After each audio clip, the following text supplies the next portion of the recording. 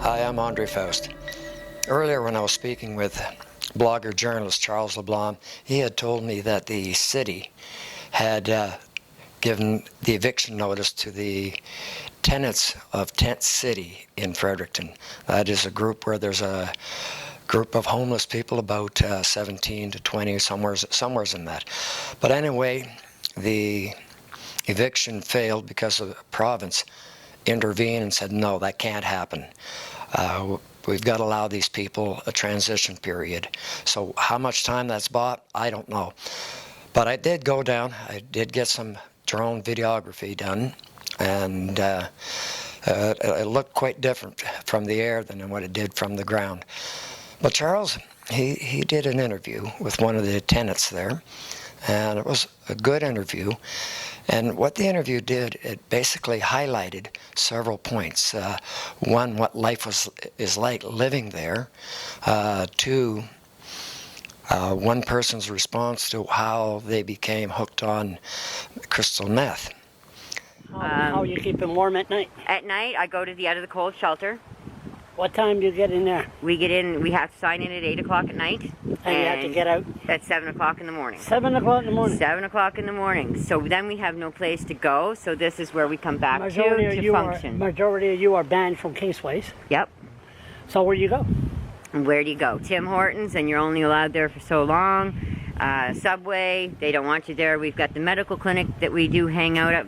I mean, you're hanging out at these places all day. Library, pass the time. You know, you do what you can do. But down here, we can, like, we recycle. You know, we scrap metal. We get bottles and cans. We have jobs that we do to survive. You got Wi-Fi? And no Wi-Fi we have there? to go over to the shelter to get that. And it's a little bit cleaner than it was the last time we came here. Well, we've been trying to clean it up slowly, and like Tracy and I are basically the ones that are doing the cleanup. And two people with a big mess, it's hard. And I mean, people, when you live in a spot for so long and you've got no resources, we've got no dumpsters, you know, we've got none. How come the there never bought a portable washroom here? That's what I was going to build one just to piss them off. Just put a statue of him, then you could piss on it like DOG here. Okay, where do you have a piss? Well, anywhere. Summertime, a female. Summertime, females, even down there, males. If you gotta go, we go. You gotta go. You gotta go. We're defecating here. If most of us are older women. We can't make it far. You know, when we gotta go, it's gotta go. I live in the tent in front of the legislature for 6 months, 13 years ago. And when the first thing I said, they say you're not allowed inside the ledge. Where am I going to have a piss? Yep. Oh, piss. So I went in the art gallery then the Crown Plaza, Eva Brook. But you find out where to go. Yeah. You know, then it was bushes.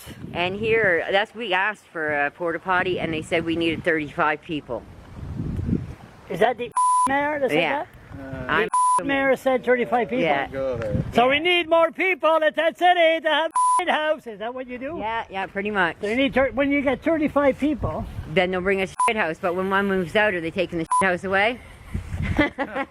You know? He is an idiot. Huh? No, he goes like this. He said, I have a daughter that suffers from a mental illness. Did he tell you that? Mm-hmm, yep. And he said, I never had a bad day in my life. No, whoa. And you know something else I said? How can you not have a bad day when the person suffers from mental illness in the household? Okay, you haven't had a bad day. I'll give you a bad day then, Mr. Mayor. You take 1 week in the conditions that we had in the past month with rain, freezing, ice conditions, no clothes, no provisions, no nothing, nowhere to turn, nowhere to go, and do it for 1 week. 1 week. 1 week? You mean 1 hour? No, I want them here 1 week to try and figure it out the way we do. Yeah, but go dumpster dive. Go figure out your dollars. Yeah, but you have to have a different mentality here. You have to listen to everybody's problems. Everybody has their own story, including me. Everybody's got their own story. Yeah. But the other thing that he asked me, why do they write the natives I here? said, what about couples? Huh? I said, what about couples? I said, you guys close the door on couples, you go individuals. I said, right now, I said, there are at least 4 couples down here, and you guys are individualizing people, and you're trying to separate people that have support. Yeah. Like, we are each other's support. We have been through everything together, and now you're saying, no, you guys can't talk to each other, can't touch each other, can't, you know, Okay. you can't function How many together. people are here now? There's at least 17 here, and I believe 19 was the last count, so. So how many people, let's be frank here, how many people here suffers from crystal meth? Quite a few of us. And what's the solution for crystal meth? Environment breeds environment, is the way I'm going to put that. Some people understand it, some people don't. Myself, personally, I ended up on the crystal meth worse. The battery's gonna die, Rebecca. Being in this situation just because it helps me function and get through the day. And you know what, there's days I was almost off that bridge. Yeah. Like if somebody hadn't have been standing there, and I don't know, I can't fit through those rungs today, but that day I went through those rungs on that bridge, and that man reached through and grabbed me. That's what this does to you. Poverty.